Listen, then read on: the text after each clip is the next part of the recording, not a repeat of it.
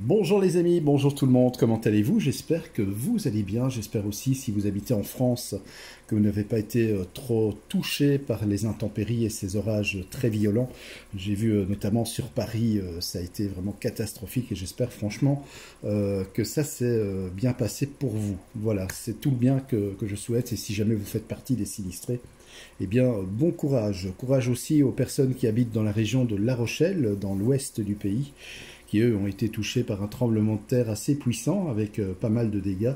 J'espère aussi que ça va pour vous et dites-vous bien que voilà, oui, c'est des dégâts matériels, c'est vrai que ça touche aux habitations, mais l'essentiel quand même c'est qu'il n'y ait pas eu de décès ni de blessés graves. Ça c'est vraiment je vais dire ce qui est primordial. Bon, voilà, sur ce, eh bien, je vais répondre à une personne qui me parle du compteur électrique. C'est par rapport à la vidéo que j'avais fait sur le compteur électrique triphasé qui me dit dans un compteur triphasé, il y a bien une troisième bobine tension. Alors, bien sûr qu'il y a une troisième bobine tension. Si on prend par exemple celui-ci, voilà, j'ai fait le croquis à main levée, oui, il y a effectivement trois bobines tension, c'est logique puisqu'on a trois phases.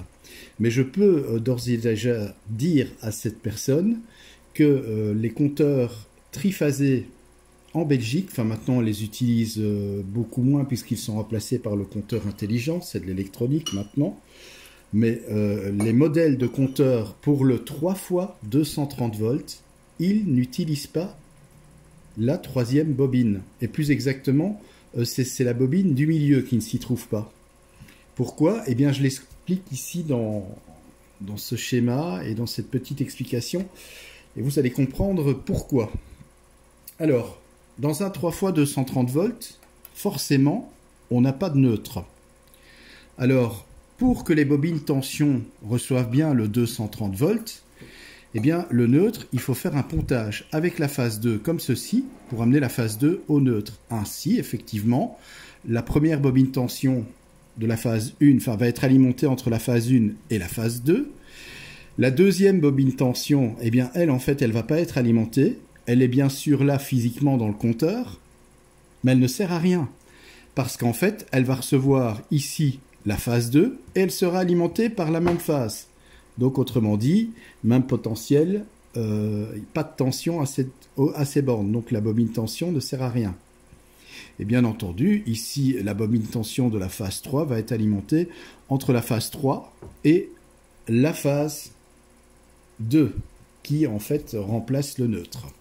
Ce pontage en fait est fait pour que l'on ait quand même les 230 volts aux bobines tension, parce que ce sont des bobines tension qui ont été spécialement faites et conçues pour fonctionner avec la tension 230 volts. Si on ne met pas ce pontage de phase 2, alors à ce moment-là, c'est vrai que les trois bobines tension vont être alimentées, mais elles vont être alimentées avec des tensions qui ne seront plus de 230 volts, mais qui seront, comme elles se mettent en série, eh bien, ce sera moins de 230 volts. Autrement dit, elles ne rempliront pas leur fonction correctement. C'est pour ça qu'en Belgique, eh bien, on fait ce pontage entre la phase 2 qu'on ramène au neutre. Et c'est pour ça d'ailleurs que la bobine tension de la phase 2 ici, donc c'est celle du milieu, hein, c'est la bobine tension, c'est ici, hein, donc les bobines courant c'est horizontal, bobine tension c'est ce que vous voyez ici en vertical, celle-ci ne peut pas être alimentée puisqu'elle reçoit à ses bornes la phase 2 et uniquement la phase 2 de part et d'autre de ces bornes. Donc voilà, pour résumer, la bobine tension de la phase 2 n'est pas alimentée car elle reçoit la même phase à ses bornes. Autrement dit, elle ne sert à rien. Elle est bien sûr là physiquement dans le compteur, mais elle ne sert à rien.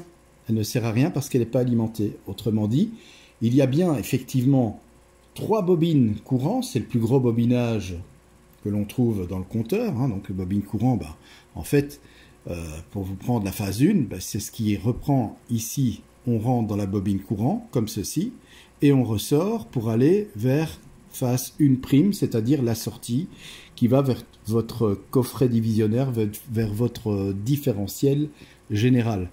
Donc voilà, ça c'est les bobines courant et ici les bobines tension.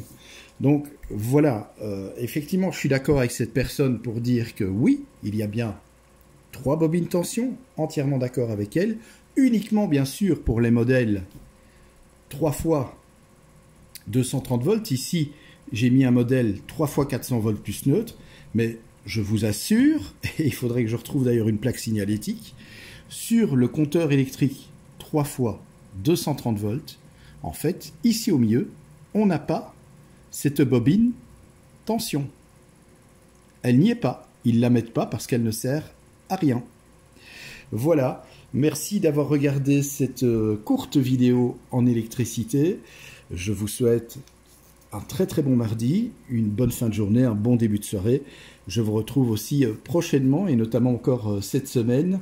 Je ne peux pas vous dire quand, mais je vais essayer de faire ça le plus rapidement possible pour répondre à vos nombreuses questions. Merci en tout cas de l'intérêt que vous portez à la chaîne Fabelec. Vous êtes de plus en plus nombreux à regarder, de plus en plus nombreux aussi à vous abonner. Et ça, franchement, ça fait super plaisir. C'est vous qui faites le succès de cette chaîne, je le rappelle.